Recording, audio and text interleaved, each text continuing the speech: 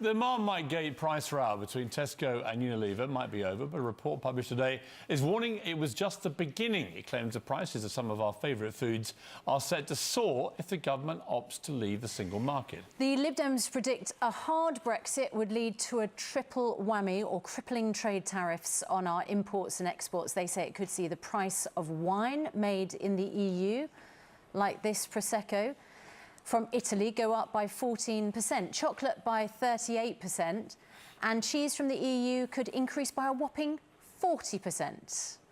Well, the fiercely pro-EU Nick Clegg, former Deputy Prime Minister, joins us this morning. Very good morning to you. Morning, morning. Thank you for getting up such an ungodly hour, Mr. It's delightful to be here, nonetheless. It's great to see you, although I can imagine people will be shouting at their television saying, Brexit means Brexit, No, and exactly. you're just trying to extend Project Fear beyond the democratic voice of the people.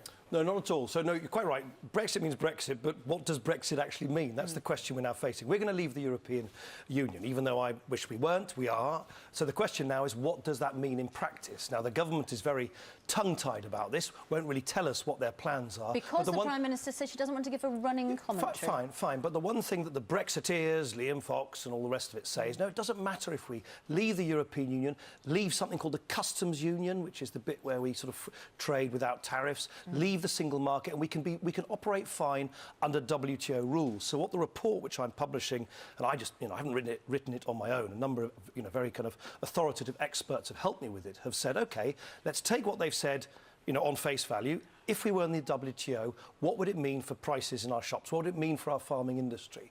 And it would have a huge, huge effect, because we import huge amounts of food, we export a great deal as well. Things like beef would go up, the tariffs would go up by 59%.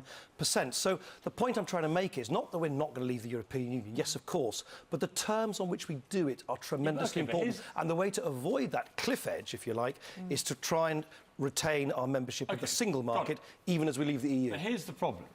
Someone wrote a letter to the Telegraph, I think it was, saying, look, if we vote to go to war, and we go to war, we don't then expect our generals to lead a public debate about how we're going to wage the war. We are involved in a pretty extended game of poker here with the European Union about the terms of our removal. Why should we show them our hand? I mean, surely you've got sympathy for Theresa May. You've been in her shoes in a coalition government. Do you not think it's better that we do all this quietly and don't show everybody what our hand is? I have some sympathy with her, because, of course, well, she was slightly muted in her enthusiasm for Remain, but she nonetheless wanted to remain. Shows she's the Prime Minister of a government doing something which she doesn't agree with. Of course, I have some sympathy with that. I have no sympathy at all with the kind of, the whole cast of Brexiteers who seduced 17.4 million people to vote for them to leave the European Union without explaining what it actually means. Hang on. You lost. Yes. Right? You lost. Yes. And they won. Yes. So sneering at the Brexiteers... No, I'm not sneering. Well, hang on, but, you are. In a way, you're saying, look, these awful people that made us do this awful thing that you didn't agree with now have to be brought to heel.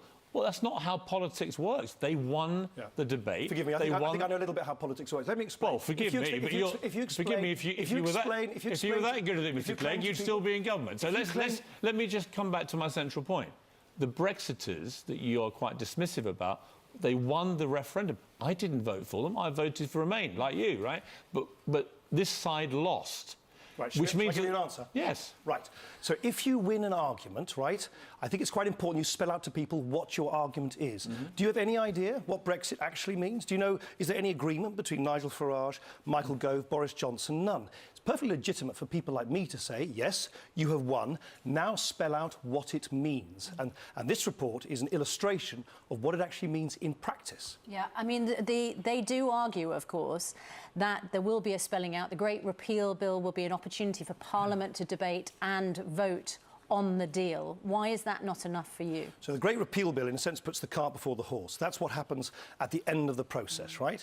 What has to happen before that is an incredibly complex process of extricating ourselves from a club of which we've been an intimate member for 40 years, which has huge impacts not just on farming, but on the financial industry, on the cleanliness of our air, on beating and fighting cross-border crime and so on. And if I betray any frustration, it's because I would have thought several months months after the referendum, the people who persuaded 17.4 million people to vote for Brexit would have better answers than they currently do on what Brexit actually means. And by the way, it's very important to remember this, 16.1 million people voted to remain. So it wasn't an overwhelming vote. It was two huge votes going in opposing directions. Look, people, you're making a big play here of trust, right? Trust in politicians. Right? How can we trust these people, these Brexiters, Farage, Gove, Johnson and so on?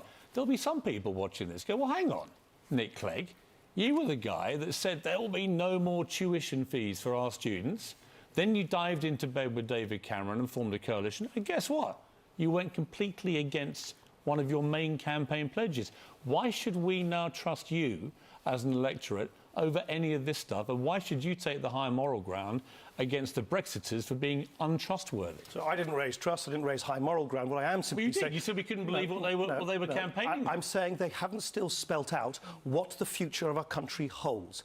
We have taken the most momentous decision in our country's modern history. It seems to me I am entitled, everybody's entitled, whether you believe in Remain or Brexit, to have some better answers about what it means in practice. Now, since the Brexiteers can't agree amongst themselves, what I'm doing, totally legitimately, is saying I take their words at face value. They say we can survive perfectly well outside the single market, outside the customs union, in the WTO. What I've done with a panel of experts, independent experts, not politicians, independent experts, is to say, what does that mean for everyday families in terms of the food they buy in the shops? And I don't think it's a very pretty picture, and that's why, as someone who holds the government to account, because as you so kindly pointed out earlier, I'm in opposition, I think we deserve some answers. You know, I think many of them right now will be looking at the antics of Boris Johnson and David Davis, at some of the horrible xenophobic rhetoric coming out of the Tory party conference last week, and thinking, that's not what I voted for. But, you know, yes, 1 million Scots voted to leave, but 62%